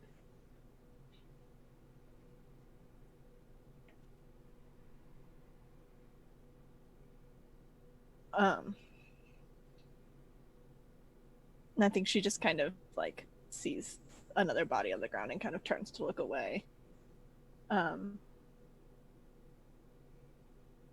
She's seen this once, she doesn't need to see it again. But she might, in that, look around to see if there's anything else noticeable about the area, or Want to roll me a spot hidden?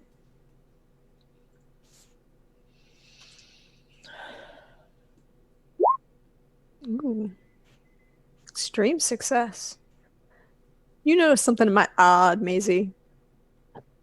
While Robert and the doctor focused on the corporeal remains of Miss Anna Willis, you're looking around and you notice something on the ground in front of them at the feet of the body. It glints even in the darkness. Light of the moon, which you know will be bright and full tomorrow, seems to be striking this something on the ground, and it's glinting and shining.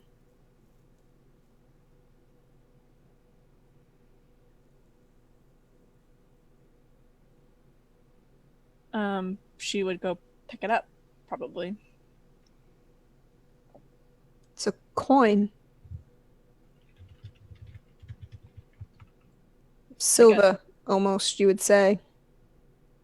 But it's not any coin of, well, definitely not Union currency. It's not, no, various Confederate currency.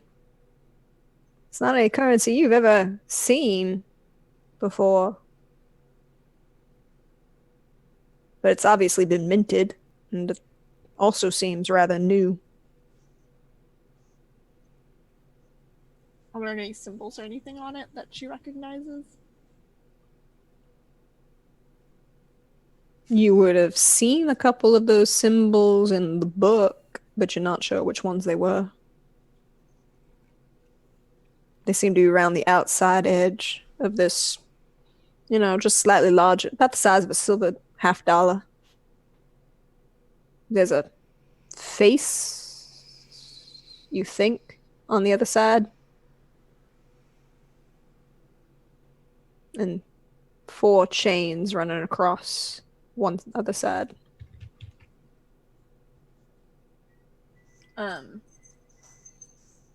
She would show the coin to the gentleman and just say, Mrs. Ambrose is back at the store trying to figure out the book, and these symbols look like some of those in the book. Maybe she can figure out what it means.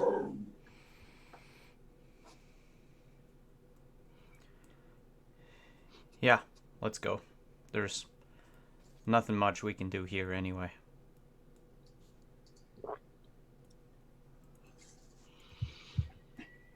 You two go on. I'm gonna carry Miss Willis's remains back to town. Are you alright, Doctor? Yeah, I'll be fine. I mean, she didn't deserve any of this, so at least she can have a proper burial.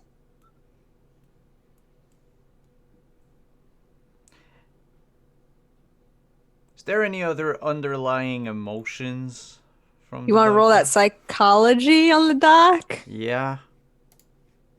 I want to know if the doc had a girlfriend and we didn't know about it. this whole time. Hard success. What is the doc's response? The doctor's response is no. This was his first patient when he came to Four Corners. So the relationship between him and Miss Willis was strictly professional, but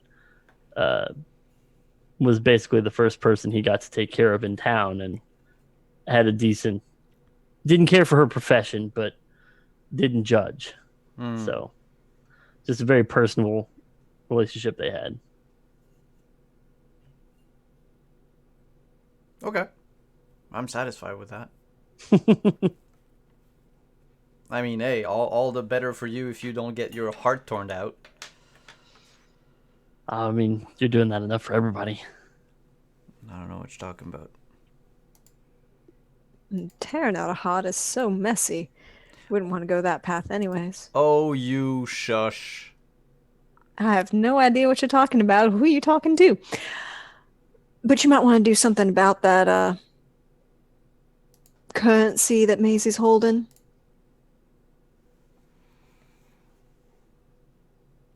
I turn my head slightly and I say, we're about to do something about it. You don't have to tell me everything. Yeah, I know, but you might want to do something about right quick and in a hurry. Hey, Maisie, can you roll me a powers check?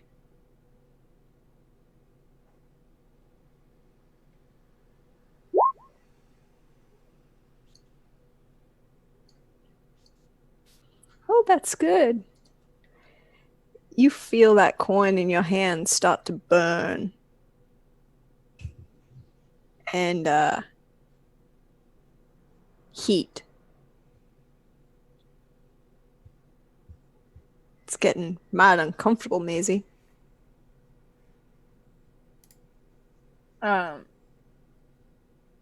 Is it enough that like she would like take like a handkerchief out and like wrap it up in that instead? Well, if you don't drop it soon, it's definitely going to be giving you some definite burns that you're going to need to have the doctor see to.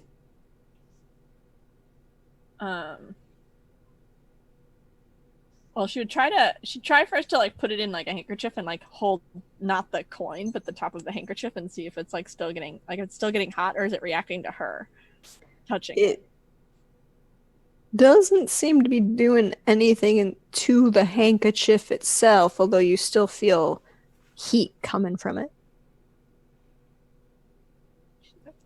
This thing is getting hot, like not like warm kind of hot, but like stove kind of hot. I really think we should get back to the book and see if we can figure out what's going on with it. Mm-hmm. Before it roasts us. Let's hurry then. So the two of you proceed back to the Coldwater Sundries. Doctor, you take Ms. Willis's remains back down to Mr. Bryant, who is even shorter with you. Seems a mite,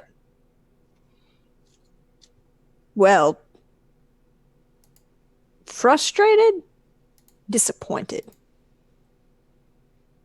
Not the deputy of the town. No need to be disappointed with me. This is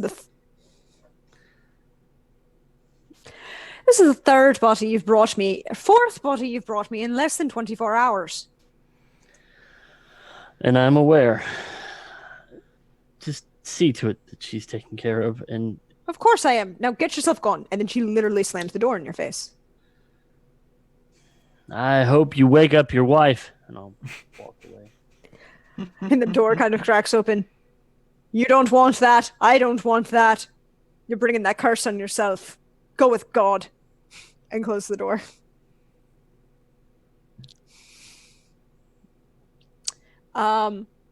Zelda. You're working with this book. You've put it together. Is there a particular thing you're looking for in this book? She would probably be looking for some kind of like around the bindings and that kind of thing, like any kind of author name, any kind of like signature thing. Also looking for any pages that might be binded together. I mean, this is like she's used to dealing with old things and making them look better, investigating them. Sorry, I have a chip stuck in my throat. And so like this is in her wheelhouse of like investigating anything she can find out about the history of this book. Go ahead and roll me that spot hidden. There's no obvious name on the side of this book on any of the obvious pages. You also would be aware from your own personal experience and expertise, with that extreme success, we'll have a lot of fun, that it's not paper that these pages are made out of. It's a type of vellum. Mm-hmm. With that extreme success, you can see where Maisie very deftly unstitched the hand-sewn book and then stitched it back together with the same piece of lacing. There don't seem to be any names or printing on the book. You're very aware that it's old, very old, and based on your own understanding of such things, you would say definitely late. Well, based on your arrangement of things, it has the technology of the middle to late Republic Imperial Rome period. But you can't quite. It seems a little odd. The words don't make much sense. You definitely see that the book, the language seems odd. Not one that you're familiar with. It doesn't seem to bind anything that you could track to of any of the languages you've ever seen in your life. And then but you see that these things seem to be some sort of, very obviously, a collated language of individual syllables of some sort, and the illuminations are very well done. They're pristine. This book, for all its oldness and the wornness of the outside of the leather, aside from the notations of whoever was going crazy writing in it, after the fact, the pages themselves almost look brand new. Am I recognizing any like similarities between the book and the tablet that Robert had? No. None? Okay. There are no similarities between those two objects at all. You would say, because you were at the Bradford house, and now that you've been in Maisie's room, and you've seen a couple other places, you have seen some of these symbols, letters, for lack of a better term, inscribed in various places. You saw this,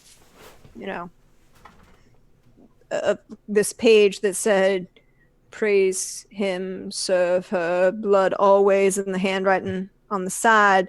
You recognize that a repeated line from that was on the baseboards of Mrs. Bradford's house.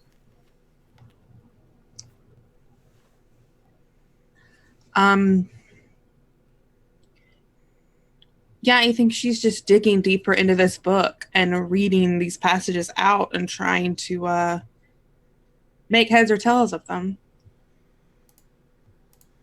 Don't smile that way. Don't. Can you roll me a powers check? Yeah. So good. A success. Can you roll me a sanity roll? Yeah. Oh, hard success. Well, you won't get to have a voice in your head. You only lose 3 sanity. As you recite these phrases and words over and over again, you feel this kind of energy build in the air, and then it's almost like you say something wrong and it just dissipates. But you feel this drain on your mind as you tried to push through and do whatever this book wanted you to do. This book wanted you to do something. but it seems to fizzle, like it wasn't quite right. And it's at that point that Robert and Maisie return. And maybe a half minute behind them is the good doctor. I think we should put the coin on the counter or something. If it's burning, is it burning you more? She's not holding it directly anymore, so I imagine she just feels the heat from it. Is that correct, Deirdre? You feel the heat from it. And I believe she left Mrs. Ambrose upstairs, so she'd be like, "Well, let's get it upstairs, and I'll put it down on the bedside table." All right. And when they enter the room, what do they see of Mrs. Ambrose? She seems to be sitting at the middle of your floor, flipping through this book. She's aware of you. Your choice on how you choose to acknowledge them, Mrs. Ambrose. She just gives them a nod. I mean, she's so focused on this book. And when you say, when you mention the coin, I think she turns her attention toward you all, but doesn't question it or anything. Macy would just tell her, we found a fourth body here in town, and this coin was with it, and it has symbols that look like those in that book. We thought with your studying, maybe it would help, or maybe it would help you could make sense of it or something like that. Yeah, let me see it, and then she'll hold her hand out for it. You might not want to touch it. It got real hot in my hands. I thought if I kept holding it, it would burn me. And she would instead kind of place the coin and the handkerchief kind of down next to. Yeah, Zelda's going to and like I think inspect this coin. It's not anything familiar to hear, like you said. Does she recognize any parts, like specific symbols on the coin that match what she's seen in the book? Because I think she'd be trying to find those pages and like compare them to the symbols she sees on the coin. They seem to correlate. And as you're watching, Robert, you notice that Mrs. Ambrose starts flicking to pages that you're not familiar with. Particularly 4 pages that correlate to 4 inscriptions with where the first symbol on the page is a large illuminated symbol that matched the inscriptions on the 4 corners of Maisie's room. Mm-hmm. And you see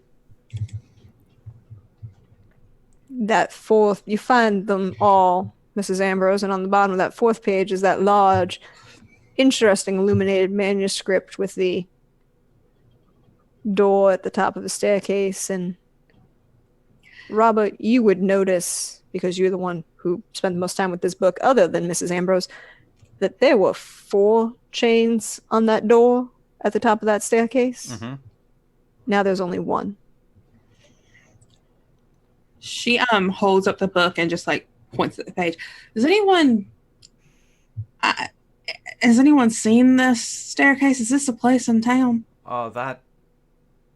It used to be a place, I believe, in the far, far past. We've been, Jane Langley transported us there. I didn't do that. During a vision or something. I didn't do that. Shut up. You can't blame me for things I didn't do. It's all right.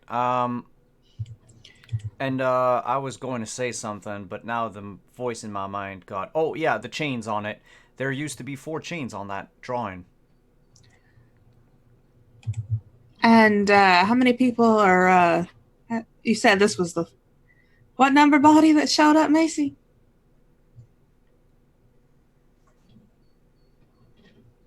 You mean the wrinkled out bodies? Yeah, Well, how right many now. bodies? Well, Miss Willis made the 4th. Are you sure? Pretty sure. I think we need to go to this place. I think it's the third wrung out body, but the fourth yeah. death. Yeah, this is the fourth. Yeah, the fourth death. We had Miss Willis and Hey, Robert, you want to roll an Connors. idea roll?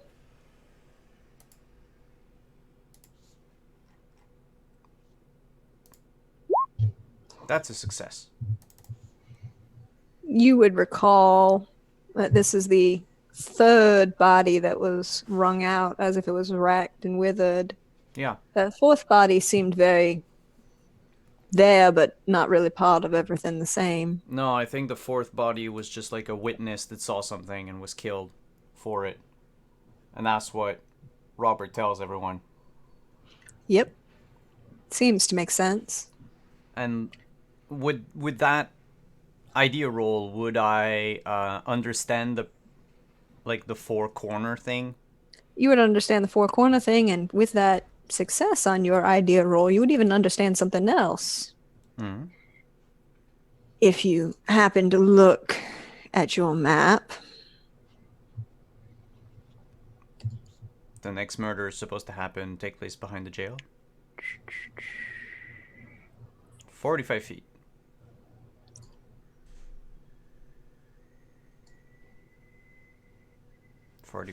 Oh, good lord.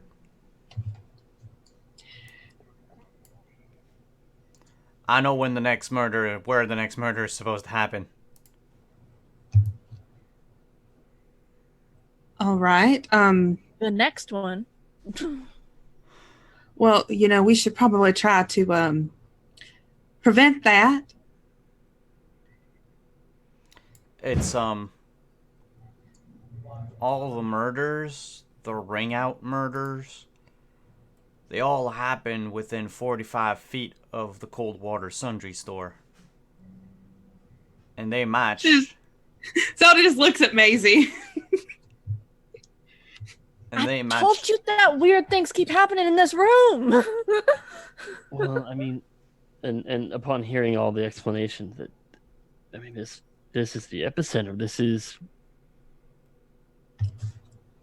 is where everything is originating from. Maybe we shouldn't be here. I'm assuming you'll let the sheriff know to keep an eye on that area of town behind the jail. I mean, it looks like it's a ritual thing. It's one in the northeast corner, one in the northwest corner, one in the southeast corner, and we're just missing the southwest corner. and as you say that, you recall the order of which the images appeared in that book. Southeast, northwest, Northeast, and then southwest. I think we ought to set up some sort of a security perimeter or something. We have to keep an eye out behind the jail.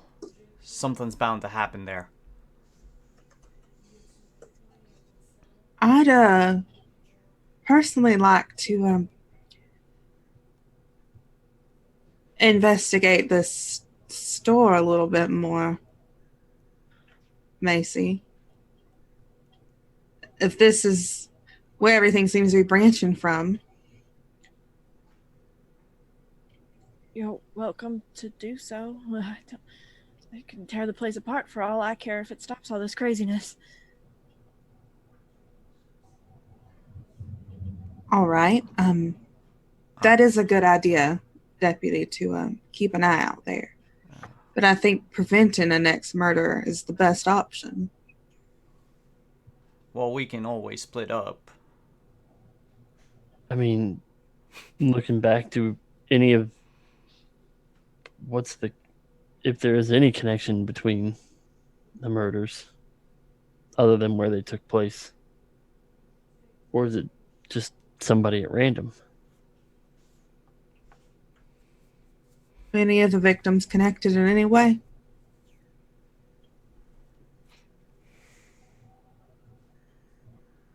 Not that I know. I mean, we had Miss Willis and Miss Connors. And then the other was a minor, I think. I believe it was one of Miss Lopez's ranch hands. Yeah. Oh yeah. Mm, the Ricardo was the one that had his throat ripped out and drained of all his blood. The one who was wrung out was the Campbell boy.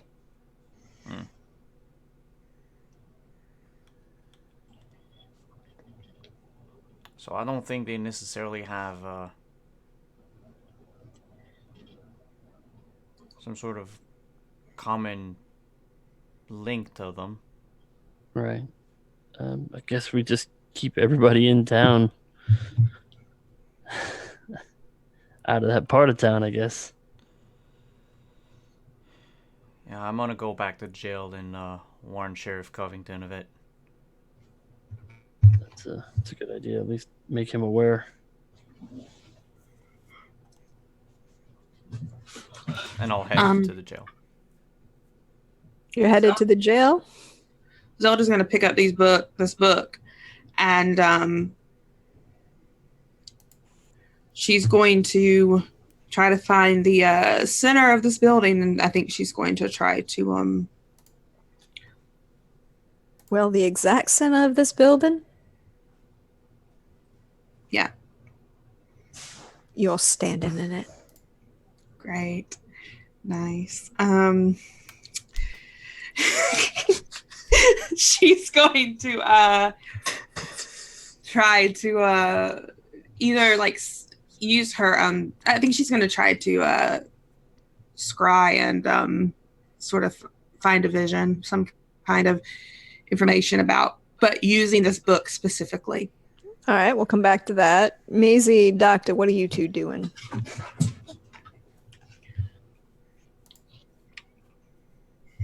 I mean, I'm waiting for Simon or for Robert to come back from speaking with the sheriff. All right.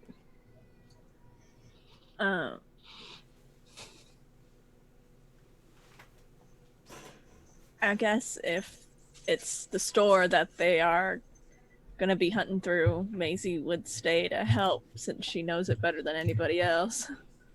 So the three of you are at the store. Mrs. Ambrose is going to do her thing. Robert, you run down to the jail. Yep.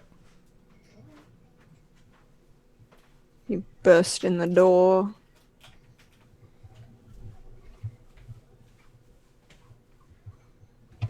You notice something. Hmm.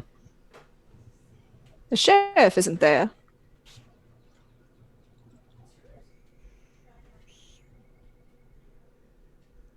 But his gun and holster are hanging on the back of his chair.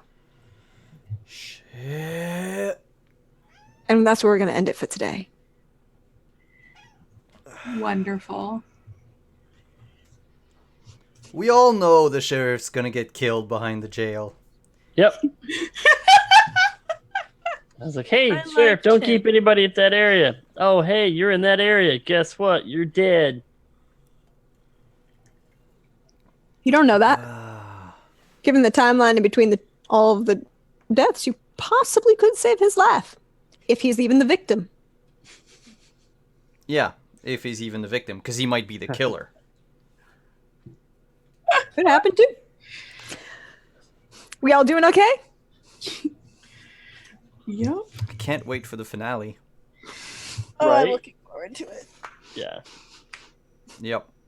It's going to be something. I still have a legendary monster. Oh my gosh. Yeah, we still have the legendary monster from our donation from last week. Yeah, totally not Father Makarov. Yep. Let's go around the table. Tell us who you are, where we can find you on the internet, and let's start with our keeper. Oh, hi all. You know me. I'm at Jonathan on Twitter or Praxagora Thesmiaphorias. You see me hanging out in the Twitch chat. And I'm having so much fun. And it'll be great. We are bringing to an end 6 months of this campaign, plus 2 individual special episodes. So yeah, this is a fun kind of end for me. We'll see how this goes. But as for me, tomorrow you can find me over on Soul Bear RPG hanging out with Simon as we, the Shattered Fam deals with some complicated issues. My mother showed up. It's fine. Things are fine. Everything's fine. And then Tuesday back here for some Dark Matter. Friday back here for the season finale of Castle Falkenstein. Mm-hmm.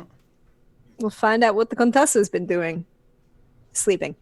And then I'll see you on Saturday for the finale of Go West. But other than that, check my Twitter where I always post where I'm going to be. Thank you. Thank you for coming. Thank you for hosting, Deirdre. Oh, I have all fun in this. For keeping in this case. Yeah, that's weird. Maisie, who are you? Where can we find you? Hi, I'm Kelly, a Kelly Lane on Twitter, a Kelly in chat. You can find me here next Saturday. You should do that.